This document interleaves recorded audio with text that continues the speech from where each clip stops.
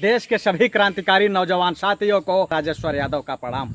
जितने भी साथी देख रहे हैं, मैं सभी साथियों से एक बार गुजारिश करूंगा कि आप लोग इस वीडियो को शेयर करते रहें। उसके बाद मैं अंधभगत आए हैं, उन अंधभक्तों की आज तो ऐसी धुलाई करूंगा कि शायद वो कल्पना नहीं करेंगे, क्योंकि ये जो गंध भक्त हैं ये फर्जी आईडी बनाते हैं और फर्जी आईडी बना करके लोगों को गाली देते हैं। तो अभी गाली हम इनको घुसा देंगे ऐसी जगह कि इतना दर्द होगा कि यहाँ शायद दिखाई नहीं पड़ेंगे। जितने भी साथी देख रहे हैं, सभी साथियों से मेरी गुजारिश है कि आप लोग इस वीडियो को शेयर करते रहें। ये क्या बोलते हैं कि जयचंद हो, ये जयचंद बोलते हैं, इनसे पूछो जरा सा कि जयचंद की पैदाइश किसके कुल और खानदान में हुई थी। जो इस देश को गुलामी की जंजीरों में जकड़वाने वाला जयचंद था, वह जयचंद पैदाइश किसकी था? वो हराम का पैदाइश इन्हीं लोगों के पीढ़ियों में था और इन्हीं लोगों के पूर्वजों में था और इन्हीं लोगों की पूर्वज है वो। आज अपने को ये देशभक्त बता रहे हैं और इस देश को गुलामी में ये जो सच्चे देशभक्त अपने को सच्चे देशभक्त बताते हैं, ये उनकी औलादे हैं जो मुगलों के यहाँ बिस्तर गर्म करने का काम करते थे, अंग्रेजों के यहाँ पत्तल उठाने का काम करते थे, अंग्रेजों की चाटुकारिता करते थे। वही लोग आज यहाँ देशभक्ति का प्रमाण पत्र लेके आए हैं। और रही बात हमारे देशभक्ति के प्रमाण पत्र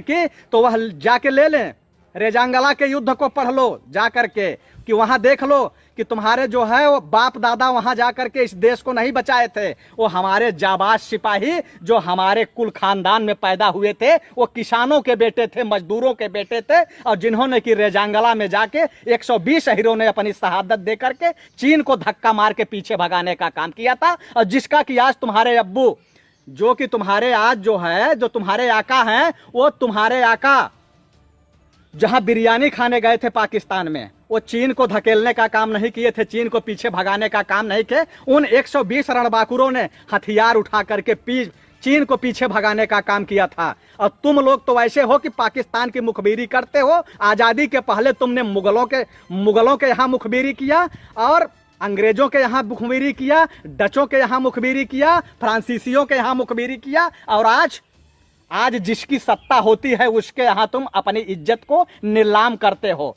जिसकी सत्ता रहती है उसके यहाँ इज्जत नीलाम करते हो और बताते हो कहानी।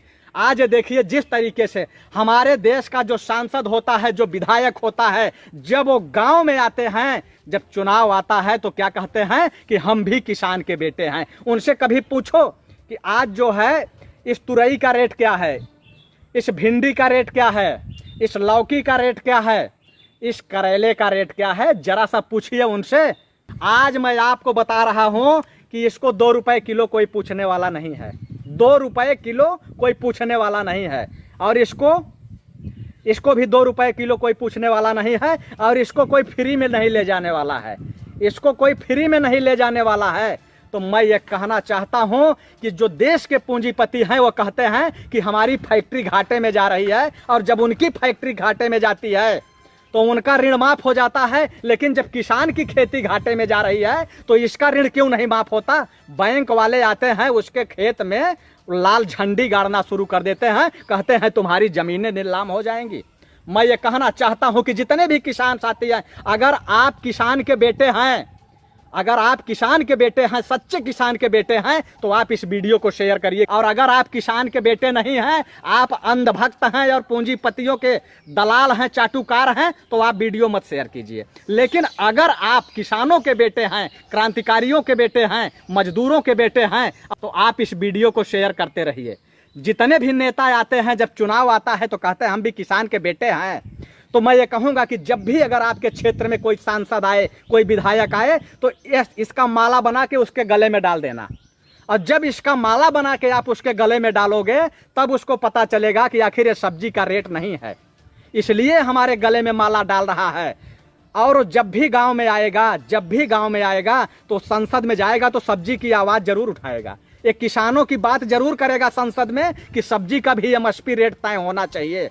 आखिर अगर माचिस के डिब्बी का रेट तय होता है, साबुन की टिकिया का रेट तय होता है, पान बीड़ी मसाले का रेट तय होता है, तो ये सब्जी का एमएसपी क्यों नहीं तय किया जा रहा है? मैं आपको बताना चाहता हूं कि यही देश के विजय माल्या, नीरव मोदी, ललित मोदी, मेहुल चौकसी, विक्रम कोठारी, ये चोर डकैत जो कि 10,000 करोड़ रुपए इनके नाम इनके बकाया था, लेकिन क्या बैंक में कभी इनकी लिस्ट चिपकी? क्या कभी इनकी लिस्ट नहीं लगी बैंक में कि इतने बड़े ये बकायेदार हैं? लिस्ट तो तब लगी जब ये विदेश भाग गए। लेकिन किसान जब 20,000 रुपए का कर्जा लेता है और नहीं जमा कर पाता तो 2 साल बाद उसकी लिस्ट टंग जाती है बैंक में कि ये फला बड़ा बकायेदार है। 1.5 लाख 2 लाख का बकायेदार बहुत बड़ा बकायेदार दिखाया जाता है और पूरी तहसील में उसकी बेइज्जत की जाती है कि ये सबसे बड़ा बकायेदार है, इतना इसका लोन है और ये भर नहीं पा रहा है। लेकिन यही विजय माल्या, ललित मोदी, मेहुल चौकसी, उसका जो है ये लिस्ट नहीं लगाएंगे। अगर उसका लिस्ट लगाएंगे ना तो इनके पिछवाड़े में वो बांस घुसा देंगे। इनकी औकात, इनकी हैसियत है, ये इसलिए लिस्ट नहीं लगाएंगे कि उसके यहाँ ये कुत्तों की तरह जाके चापलूसी करते हैं, चाटुकारी करते हैं, चाहे बैंक वाले हों और चाहे इस देश के सांसद हों, चाहे विधायक हों। आज यही स्थिति है कि 6 साल में हमारे देश के प्रधानमंत्री की साख इतनी गिर गई कि देश का किसान, देश का बेरोजगार, देश का नौजवान जो है अभद्र भाषा का प्रयोग कर रहा है और प्रधानमंत्री को सुप्रीम कोर्ट का सहारा लेना पड़ रहा है। सुप्रीम कोर्ट कह रहे हैं कि प्रधानमंत्री का जो है सम्मान करो। मैं माननीय सुप्रीम कोर्ट से यह कहना चाहता हूं कि इसमें सुप्रीम कोर्ट के दायरे से यह बाहर है, क्योंकि प्रधानमंत्री को जो बनाया है वह देश की जनता ने बनाया है, सुप्रीम कोर्ट नहीं बनाया है। सुप्रीम कोर्ट, माननीय सुप्रीम कोर्ट का जो काम है वो अपना काम करें। माननीय सुप्रीम कोर्ट का जितना काम है वो अपना काम करें और देश की जनता ने पीएम को बनाया है, वह सम्मान देगी कि अपमान करेगी? ये जनता का अपमान करेंगी, जनता इनका सम्मान देगी। ये जनता को लाठियों से पिटवाएंगे गरीबों को और वो गरीब इनका सम्मान करेंगे। ये किसानों को जो है फांसी लगाने पे मजबूर करेंगे और किसान इनका सम्मान करेगा। किसान ने सम्मान तो किया, अब इतना बड़ा सम्मान किया, इनको इतना बड़ा जनादेश दिया कि इनको पूर्ण बहुमत में सत्ता में लाया। लेकिन इन्होंने किसानों के साथ और मजदूरों के साथ जब धोखा किया तो क्या सुप्रीम कोर्ट ने कहा, माननीय सुप्रीम कोर्ट ने एक बार भी कहा कि आपने जो वायदे किए थे वायदे पूरे करो? आपने एक बार भी नहीं कहा कि प्रधानमंत्री जी आपने जितना भी वायदा किया था अपना वायदा क्यों नहीं पूरा कर रहे हो, पूरा करो उसे। लेकिन आप कह रहे हो आम जनता से कि प्रधानमंत्री का सम्मान करो। प्रधानमंत्री के ऊपर तो 420 का मुकदमा होना चाहिए। प्रधानमंत्री के ऊपर 420 का मुकदमा कायम होना चाहिए, क्योंकि इन्होंने जनता का अपमान किया है और जनता के साथ झूठ बोला है। कोई भी आदमी अगर झूठ बोलता है तो उसके खिलाफ 420 का मुकदमा हो जाता है। और देश के सांसद, देश का विधायक और प्रधानमंत्री ये जनता के साथ जब झूठ बोलते हैं, ये लोकतंत्र का हनन करते हैं, तो इनके ऊपर आखिर मुकदमा क्यों नहीं होता? तब उस समय माननीय सुप्रीम कोर्ट क्यों नहीं संज्ञान में लेते? संज्ञान में लेना चाहिए सुप्रीम कोर्ट को, लेकिन उस समय संज्ञान में नहीं लेंगे। और जो पूर्व जजेज हैं, जो रिटायर हुए हैं, वो बताते भी हैं कि आज की अदालतें जो हैं वो न्याय के मंदिर नहीं रह गए हैं। क्योंकि अदालत में, न्यायालय में जाता कौन है? गरीब आदमी जाता है, किसान जाता है, मजदूर जाता है। जब उसको यहाँ प्रताड़ित किया जाता है, उसके मौलिक अधिकारों का हनन किया जाता है, तो वो लोग अदालत में जाते हैं। और अदालत में उनको क्या न्याय मिलेगा? अदालत का जो वकील होता है, सुप्रीम कोर्ट के अंदर 20-20 लाख रुपए फीस ली जाती है, हाई कोर्ट के अंदर 50-50 हजार रुपए फीस ली जाती है। तो वह गरीब आदमी 50,000 रुपए फीस देगा, उसको अदालत में न्याय मिलेगी? कभी न्याय नहीं मिलेगी। और न तो न्याय की उम्मीद करना, न्याय की उम्मीद मत करिएगा। न्याय की उम्मीद तब होगी जब आप सड़क पे आएंगे, आप आंदोलन करेंगे, जो आपको संवैधानिक अधिकार है। आप लोग बाबा साहब को याद कीजिए, आप लोग डॉक्टर भीमराव अंबेडकर बाबा साहब को याद कीजिए। बाबा साहब ने आपको जो हक और अधिकार दिया है, आप उस हक और अधिकार पे लड़िए।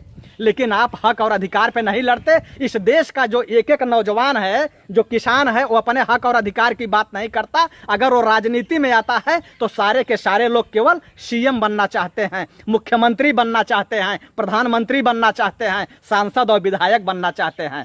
तो सांसद और विधायक बनने की लालच से जो आएगा वो देश के अंदर बदलाव नहीं कर सकता। देश के अंदर तो बदलाव तब होगा जब आप निस्वार्थ सेवा से आएंगे।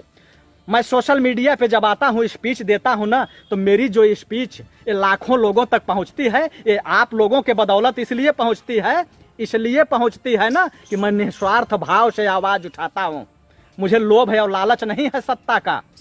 अब मुझे ये पता भी है कि चाहे समाजवादी पार्टी हो, चाहे बहुजन समाज पार्टी हो, चाहे आरजेडी हो, चाहे जेडीयू हो, ये सारे के सारे लोग ये अरबपतियों को ही पार्टी में रखना चाहते हैं और अरबपतियों को ही सांसद और विधायक बनाना चाहते हैं, क्योंकि उनको मोटी रकम मिलती है, फंडिंग होती है।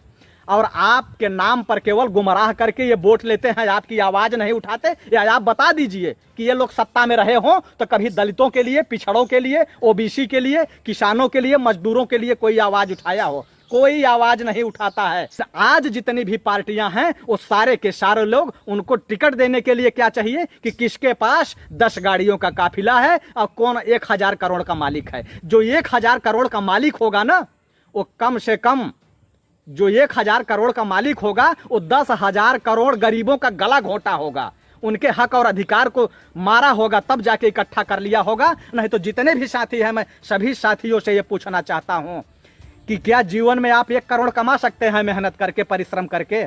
अगर कमा सकते हैं तो आप बताइए कि कोई भी आदमी परिश्रम करके, मेहनत करके क्या 1 करोड़ कमा सकता है? तो 1000 करोड़ की प्रॉपर्टी इकट्ठा करने वाले लोग डकैती डालते हैं, वो सरकारी ठेका लेते हैं, टेंडर लेते हैं, अवैध खनन करते हैं, वो चाहे नदियों में अवैध खनन करते हो, चाहे पहाड़ों पे अवैध खनन करते हो, और चाहे जनता के टैक्स की जो योजनाएं आते हैं ना, वो ठेकेदारी के माध्यम से वो लूटते हैं। आधा लूटते हैं और आधा ये सांसदों के यहाँ और विधायकों के यहाँ और ये जो बड़ी बड़ी पार्टियां हैं इनके यहाँ पहुंचाते हैं। सच्चाई बड़ी कड़वी होती है। यह लोग जो है, आप लोगों को ये कभी नहीं चाहते हैं कि इस देश के अंदर से गरीबी खत्म हो। ये चाहते यह है कि अगर देश के अंदर से गरीबी खत्म हो जाएगी तो जो हमारे झंडा या डंडा उठाते हैं चुनाव में, जो हमारे लिए भीड़ आती है, ये कहां से आएगी? आप बता दीजिए कि इनके चुनाव में एक भी इनकी भीड़ में कोई अरबपति आदमी जाता हो या कोई नौकरी करने वाला आदमी जाता हो? एक भी आदमी नहीं जाता है। कौन जाता है? किसान जाता है, मजदूर जाता है, गरीब जाता है, बेरोजगार नौजवान जाता है कि पुरानी सरकार बदलेगी, नई सरकार आएगी और हमारी आशा और उम्मीदों पे खरा उतरेगी, हमारा भी दिन बदलेगा, हमें नौकरी मिलेगी। इसलिए बड़ी आशा और उम्मीद के साथ लगता है और ये चाहते हैं कि इनको हमेशा गरीब बना के रखो। जितने भी साथी हैं, मैं आपसे गुजारिश करूंगा कि आप लोग एक बार वीडियो शेयर कर दीजिए, क्योंकि आप लोग अगर बोल नहीं सकते हो ना तो कम से कम शेयर तो कर दो। लेकिन आप लोग शेयर भी करना नहीं चाहते हो, आप लोग डरते हो, क्योंकि आपके बगल में जो सामंतवादी है, आप लोगों को डर लगता है उन सामंतवादियों से। मैं डरने वाले में नहीं हूं। और इन अंधभक्तों का, गोबर भक्तों का, मैं इनको खुला चैलेंज करता हूं कि ये अंधभक्त, गंध भक्त और गोबर भक्त, इनका जो भी प्रवक्ता हो, वो चाहे संबित पात्रा हो, और चाहे अभी जो सपा से निकल के गया है, जिसको अपने मंत्री का नाम तक नहीं पता है, मंत्री का नाम नहीं पता है, ट्रिलियन के जीरो का पता नहीं है, मैं उनको खुला चैलेंज करता हूं कि अगर किसी दिन चाहे तो ये इस पे बहस कर सकते हैं, इस पर बहस कर सकते हैं, इस सब्जी पर। और आने वाले समय में मैं आप लोगों को खुला चैलेंज करता हूं कि अगर आप लोग अपनी आवाज को अगर उठाते रहे आप लोग, तो आने वाले समय में मैं चैलेंज करता हूं कि आपके सामान का एमएसपी तय होगा। इनकी औकात नहीं है, इनकी हैसियत नहीं है कि आपके एमएसपी को ये तय न करें। लेकिन आप लोग अगर मुर्दों की तरह पड़े रहोगे, आप बोलोगे नहीं, तो आप तो जो है गूंगे हो ही, लेकिन आपकी आने वाली जो पीढ़ी है ना, वह आने वाली पीढ़ी कई साल तक वह बोल नहीं पाएगी और मूक बधिर पैदा होंगे, गूंगे पैदा होंगे और विकलांग पैदा होंगे। इसलिए मैं आप लोगों से कह रहा हूं, और ये अंध भक्त, गंध भक्त और गोबर भक्त यहाँ से निकल ले। ये 90 पैसे में कमेंट करते हैं, कितने में? मात्र 90 पैसे में। और अगर इनको दर्द होता है किसानों से, मजदूरों से, दलित वंचित शोषित समाज से, तो मैं ये कहूंगा कि आप जितने भी साथी देख रहे हैं, मैं सभी साथियों से कहूंगा कि आने वाले समय में आप लोग कभी भी किसी भी मंदिर में अगर जाएं तो वहां फूल चढ़ा के वापस आना, वहां 10 रुपए चढ़ाने की कोशिश मत करना। क्योंकि जब आप वहां 10 रुपए चढ़ाते हो तो उस मंदिर में बैठा हुआ पुजारी काजू खाता है, पिस्ता खाता है, बादाम खाता है और वहां आने वाली महिलाओं का शोषण करने का काम करता है। और जिस दिन आप मंदिर में केवल फूल चढ़ाने का काम करेंगे ना, आने वाले समय में ये मंदिरों से सारे पुजारी निकल जाएंगे। ये मंदिर में एक भी पुजारी नहीं मिलेगा आपको, केवल आप अगर पैसा चढ़ाना बंद कर दीजिए। लेकिन आप जाओगे, पैसा चढ़ाओगे तो वहां पुजारियों की तो लाइन लगी रहेगी ना। और वो आपको क्या बताएंगे कि तुम गरीब इसलिए हो कि तुम्हारे पूर्व कर्मों का जो पूर्व कर्म है ना, वो तुम्हारा पूर्व कर्म ठीक नहीं है। तुमने पूर्व जन्म में जो कर्म किया था ना, वो तुम्हारा वो कर्म ठीक नहीं है। ये कहेंगे कि तुम्हारा बाप दादा कभी पूजा पाठ तो करवाया नहीं घर में, कभी यज्ञ हवन तो कराया नहीं, इसलिए तुम्हारे यहाँ गरीबी है। मैं ये पूछता हूँ कि ये झोला लेकर के पूरे दिन आपको पाखंड में कथा सुनाते हैं, पूजा कराते हैं, आखिर ये क्यों नहीं अमीर हो जाते? ये क्यों गरीबी का जीवन जी रहे हैं? लेकिन मैं आप लोगों से ये कहना चाहता हूं कि जितने भी देश के किसान हैं, जितने भी देश के मजदूर हैं, जो भी किसानों के बेटे हैं, जो भी मजदूरों के बेटे हैं, आप लोग आवाज उठाइए और आवाज बनिए, क्योंकि जितनी भी विपक्षी में राजनीतिक पार्टियां हैं, ये न आपकी आवाज बन पाएंगे और न आपके लिए ये काम करेंगे। इनका केवल सत्ता से मतलब है या तो विपक्ष से मतलब है। अगर ये विपक्ष में भी बैठे रहेंगे तब भी इनकी रोटी चलती रहती है, क्योंकि अरबपतियों के द्वारा इनके घरों में चंदा पहुंचता रहता है।